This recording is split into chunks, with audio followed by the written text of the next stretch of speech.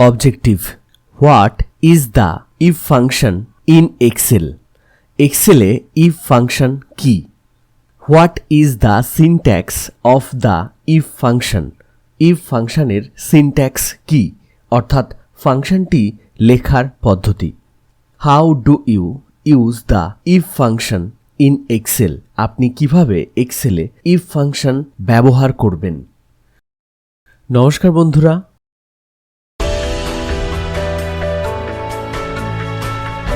আমি সুমন। আপনারা দেখছেন 360 ক্লাসরুম।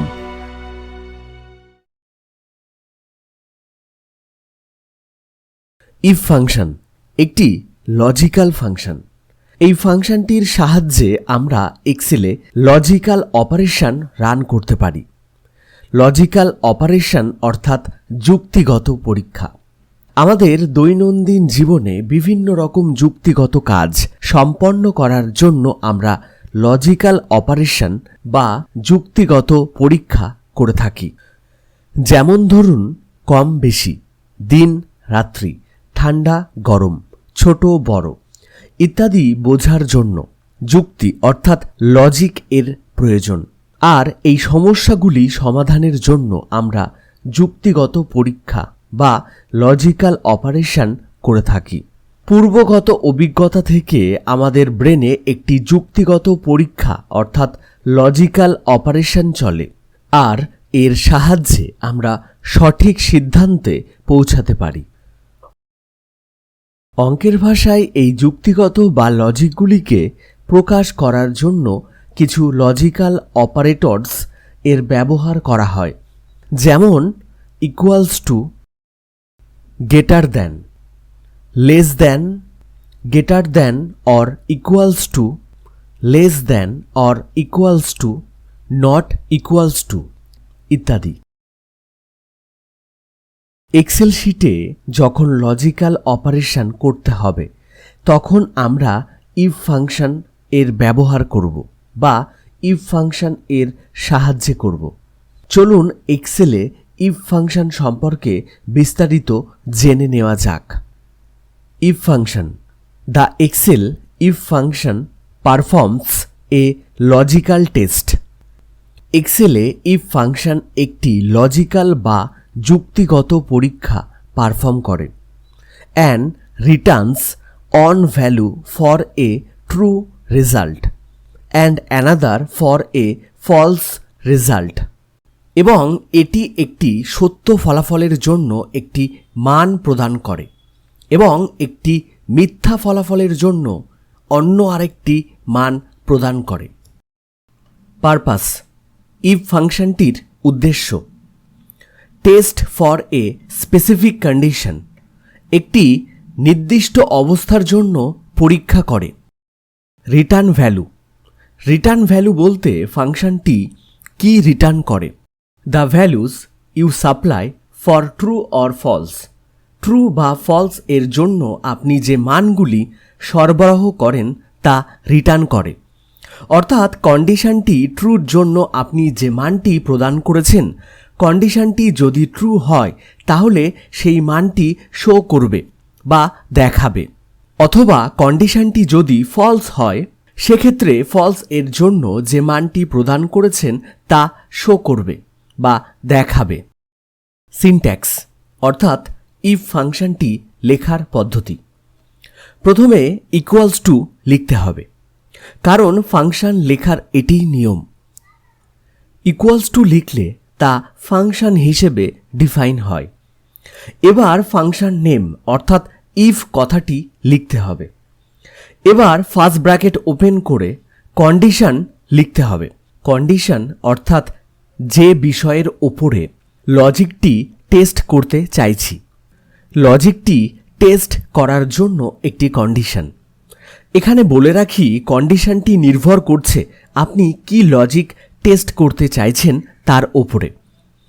এই লজিক টেস্ট করার জন্য একাধিকভাবে কন্ডিশন লেখা যেতে পারে। এরপর কমা দিয়ে কন্ডিশনটি ট্রু হলে যে ভ্যালুটি রিটার্ন করতে চাইছি বা দেখতে চাইছি সেই ভ্যালুটি এখানে লিখতে হবে। এইভাবে আবারও কমা দিয়ে এবার কন্ডিশনটি ফলস হলে যে ভ্যালুটি রিটার্ন করতে চাইছি বা দেখতে চাইছি বা শো করতে চাইছি সেই ভ্যালুটি লিখতে হবে। এবার ব্র্যাকেট ক্লোজ করে ফাংশন লেখাটি শেষ করতে হবে। এবার ফাংশনটি রান করার জন্য এন্টার প্রেস করলেই ফাংশনটি রান করবে। আর্গুমেন্টস বলতে ফাংশনটির মধ্যে আমরা যা যা পাস করাচ্ছি। Logic test, a value or logic expression that can be evaluated as true or false. প্রথমে একটি লজিক্যাল টেস্ট অর্থাৎ একটি লজিক্যাল কন্ডিশনের মাধ্যমে যাচাই করা বা মূল্যায়ন করা ভ্যালুটি সত্যি কি মিথ্যে। দ্বিতীয়ত যে জিনিসটি ফাংশনের মধ্যে পাস করানো হচ্ছে তা হল value if true, the value to returns when logical test evaluates to true. অর্থাৎ যদি কন্ডিশনটি ট্রু হয় তাহলে সত্যতা বা মূল্যায়নটি প্রকাশ করার জন্য একটি ভ্যালু। তৃতীয়ত যে জিনিসটি ফাংশনের মধ্যে পাস করানো হচ্ছে তা হল value if false, the value to return when logical test evaluates to false. অর্থাৎ যদি কন্ডিশনটি ফলস হয় তাহলে তা মিথ্যা বা মূল্যায়নটি প্রকাশ করার জন্য একটি value. Notes, the if function is not case sensitive. If function case sensitive নয়, অর্থাৎ এখানে আমরা ছোট হাতের লেটার বড় হাতের লেটার যেভাবে খুশি লিখতে পারি। To count values conditionally use to count if or the count ifs functions. কোনো ভ্যালু কাউন্ট করার জন্য কাউন্ট ইফ অথবা কাউন্ট ইফস ফাংশনস ব্যবহার করতে হবে। To sum values conditionally use the sum if or the sum ifs functions.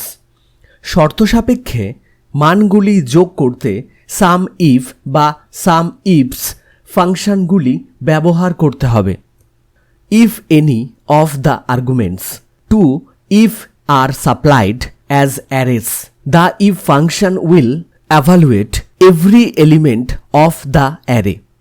যদি if ফাংশনে যে কোনো আর্গুমেন্ট অ্যারে হিসেবে ব্যবহার করা হয় তাহলে ইফ ফাংশন অ্যারের প্রতিটি উপাদানকে মূল্যায়ন করবে। চলুন এবার উদাহরণের দিকে লক্ষ্য করা যাক।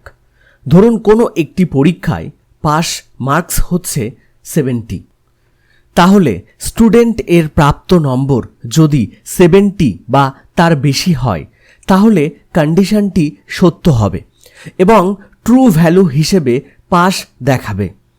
অথবা স্টুডেন্ট এর প্রাপ্ত নম্বর যদি 70 এর কম হয় তাহলে কন্ডিশনটি ফলস হবে এবং তা ফলস ভ্যালু হিসেবে ফেল দেখাবে।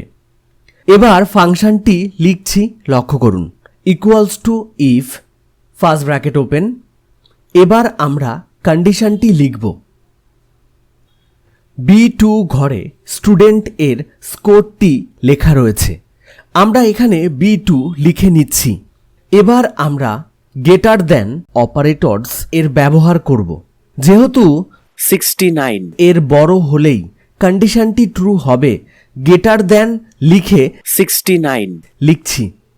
এবার কমা দিয়ে ট্রুর জন্য যে ভ্যালুটি রিটার্ন করতে চাইছি তা লিখব এবং এখানে যদি আমরা টেক্সট এর ব্যবহার করি তাহলে অবশ্যই ডবল ইনভাইটেড কমার মধ্যে লিখতে হবে। পাস লিখে নিলাম। এবার কমা দিয়ে কন্ডিশনটি যদি ফলস হয় তাহলে তার জন্য প্রাপ্ত ভ্যালুটি লিখব। একইভাবে ডাবল ইনভাইটেড কমার মধ্যে ফেল কথাটি লিখে নিলাম। এবার ব্র্যাকেট ক্লোজ করে কিবোর্ড থেকে জাস্ট এন্টার কি প্রেস করছি, লক্ষ্য করুন। স্কোরটি 84, 70-র বেশি, এ কারণে কন্ডিশনটি ট্রু, যথারীতি ট্রু ভ্যালু দেখাচ্ছে অর্থাৎ পাস। নেক্সট স্টুডেন্টটির স্কোর এর দিকে লক্ষ্য করুন। স্কোরটি 70-র কম হওয়ার কারণে তা ফলস এবং ফেল দেখাচ্ছে।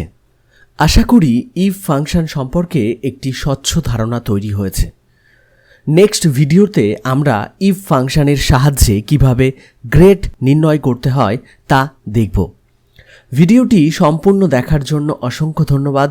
জয় হিন্দ, জয় জওয়ান, জয় কিষাণ, ভারত মাতা কি জয়।